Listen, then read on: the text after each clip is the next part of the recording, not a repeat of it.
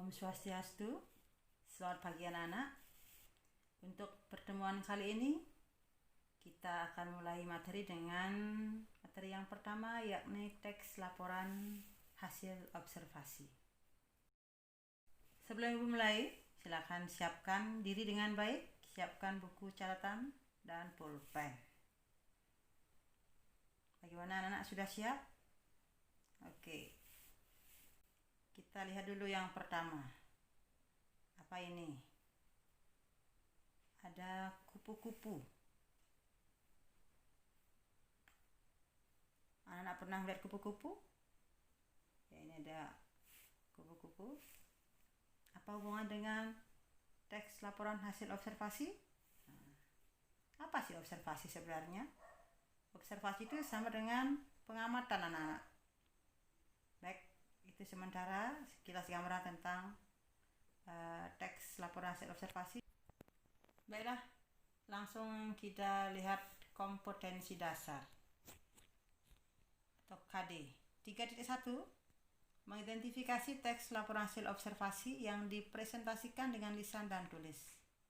Dan KD 4.1, menginterpretasi isi teks laporan hasil observasi berdasarkan interpretasi baik secara lisan maupun tulis. Oke anak-anak, ini dia. Mengidentifikasi teks laporan hasil observasi atau teks LHO. Apa itu teks laporan hasil observasi? Teks laporan hasil observasi adalah teks yang mengemukakan fakta-fakta yang diperoleh dari hasil pengamatan, bukan hasil imajinasi. Ini menurut pendapat Kosasih dari bukunya yang diterbitkan tahun 2014, halaman 43. Teks LHO juga berarti tulisan hasil pengamatan terhadap suatu objek secara lebih detail. Oke, lanjut. Jadi, yang diungkapkan sesuatu yang benar-benar terjadi, bukan rekayasa, suatu pengamatan. Sifat teks LHO ada 3. Yang pertama, bersifat informatif, artinya menginformasikan suatu objek kepada pembaca atau pendengar, menjelaskan objek tersebut. Itu yang dinamakan bersifat informatif. Yang kedua, bersifat komunikatif, komunikasi, jadi disampaikan secara komunikatif. Yang ketiga, bersifat objektif, artinya apa adanya, apa yang dilihat, apa yang ditemui di suatu tempat, itulah yang disampaikan. Nah, sekarang ciri-ciri teks laporan hasil observasi. Yang pertama, struktur teksnya terdiri atas pernyataan umum, deskripsi bagian, dan deskripsi manfaat. Yang kedua, memuat informasi berdasarkan fakta umum. Yang ketiga, bersifat objektif, global, dan universal. 4. Isi teks harus ditulis secara lengkap dan sempurna. 5. Tidak mengandung prasangka, dugaan, atau pemihakan yang menyimpang atau tidak tepat. Dan yang keenam, saling berkaitan dengan hubungan berjenjang antar kelas dan subkelas yang terdapat di dalamnya. Itu ciri-ciri teks laporan hasil observasi. Nah, ini strukturnya. Jadi, sebagaimana teks pada umumnya, setiap teks itu memiliki struktur. Nah, dengan teks LHO atau teks laporan hasil observasi itu strukturnya ada 3. Yang pertama, pernyataan umum. Yang kedua, deskripsi bagian. Yang ketiga, deskripsi manfaat. Nah, ini penjelasannya ya.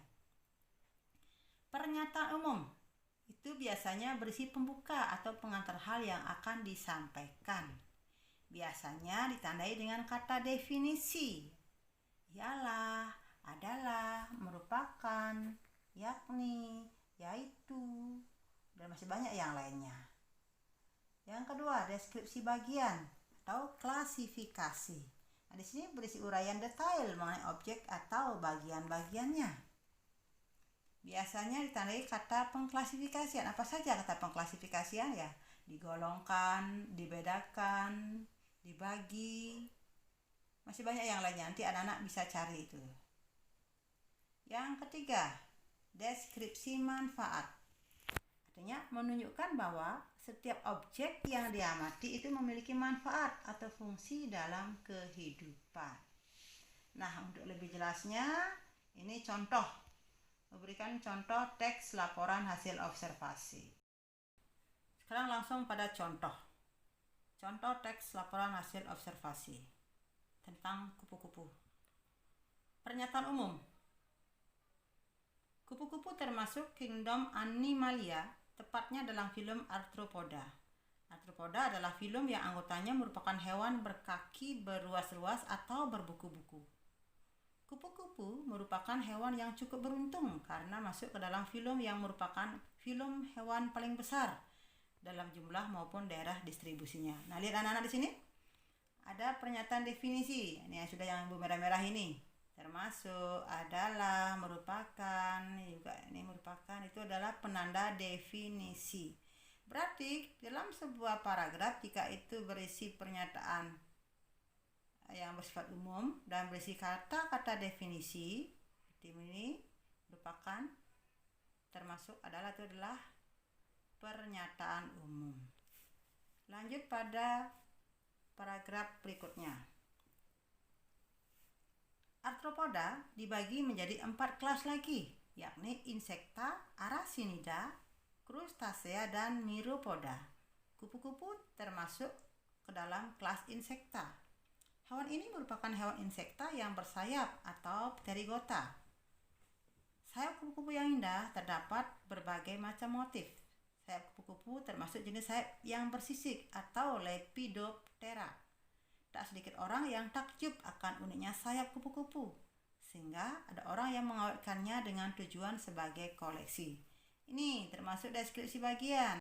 Yang lainnya nih juga termasuk klasifikasi walaupun secara implisit. Itu merupakan bagian-bagian dari kupu-kupu. Lanjut ke deskripsi manfaat. Kupu-kupu juga berperan dalam ekosistem yang membantu tumbuhan melakukan penyerbukan. Bahkan, kupu-kupu bombik mori bisa menghasilkan benang-benang sutra. Ini di sini kelihatan manfaat objek tersebut bagi kehidupan. Kita lihat contoh lain. Pernyataan umum. Wayang adalah seni pertunjukan yang telah ditetapkan sebagai warisan budaya asli Indonesia. UNESCO sebagai lembaga yang mengurusi kebudayaan dari PBB pada 7 November 2003 menetapkan wayang sebagai pertunjukan bayangan boneka tersohor berasal dari Indonesia. Lihat kata kuncinya ada penanda definisi yaitu adalah. Lanjut. Para Wali Songo, penyebar agama Islam di Jawa sudah membagi wayang menjadi 3. Wayang kulit di timur, wayang wong atau wayang orang di Jawa Tengah, dan wayang golek atau wayang boneka di Jawa Barat. Penjenisan tersebut disesuaikan dengan penggunaan wayang. Ini pengklasifikasian. Yang merah-merah ada membagi, ada penjenisan. Ini termasuk ke deskripsi bagian atau klasifikasi. Deskripsi manfaat. Semua jenis wayang di atas merupakan wujud ekspresi kebudayaan yang dapat dimanfaatkan dalam berbagai kehidupan, antara lain sebagai media pendidikan, media informasi, dan media hiburan. Wayang bermanfaat sebagai media pendidikan karena isinya banyak memberikan ajaran kehidupan kepada manusia. Ini contoh lagi satu. Contoh teks laporan hasil observasi. Nah, anak-anak, teks laporan observasi atau teks laporan ini sama dengan teks klasifikasi. Mengapa demikian? Karena memuat klasifikasi atau pembagian dari sesuatu. Tetapi teks laporan tidak sama dengan teks deskripsi. Tahu kan teks deskripsi? SMP kalian sudah dapat materi teks deskripsi. Nah, ini perbedaan yang paling menonjol adalah dari segi sifatnya. Kalau teks laporan bersifat global dan universal, menyeluruh, Sedangkan teks deskripsi bersifat unik dan individual. Jadi ini lebih ke global, ini lebih ke spesifik. Nah, lihat contohnya, perbandingan antara teks laporan dengan teks deskripsi. Teks laporan, kentang atau Solanum tuberosum adalah tanaman dari suku Solanaceae yang memiliki ubi batang dan merupakan tanaman herba, yaitu tanaman pendek tidak berkayu, semusim yang cocok ditanam di dataran tinggi.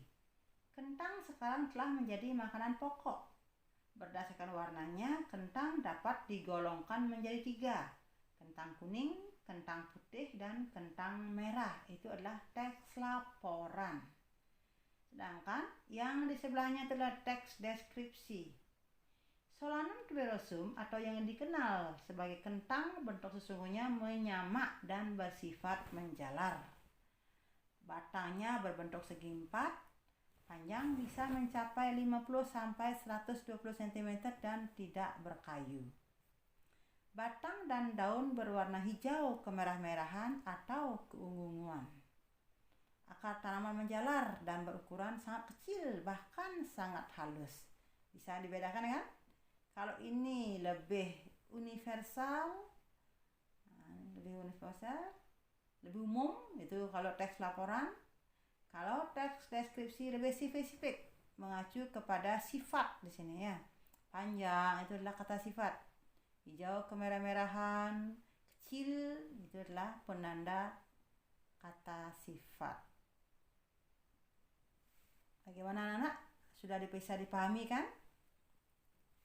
Jangan lupa baca-baca juga sumber-sumber yang lain yang ada di buku teks, maupun kalian boleh cari juga di internet materi tentang teks laporan hasil observasi. Nah, jika kalian sudah paham, Ibu berikan tugas. Ini tugas untuk anak-anak di rumah. Jadi, carilah 1 buah contoh teks laporan hasil observasi. Bisa tentang binatang, bisa tentang alam, bisa juga tentang kerajinan. Kalian cari di sini. Bisa juga tentang orang, ya, siapapun boleh kalian boleh diobservasi sebenarnya. Tapi di sini kalian bukan membuat. Kalian hanya mencari 1 contoh yang sudah jadi, tapi yang merupakan teks laporan hasil observasi. Nah, setelah kalian menemukan, identifikasikan strukturnya, yang termasuk pernyataan umum, yang mana termasuk deskripsi bagian, dan yang mana termasuk deskripsi manfaat. Baiklah anak-anak, sekian penjelasan dari Ibu. Terima kasih. Ibu tutup dengan Parame Santi. Om Santi Santi.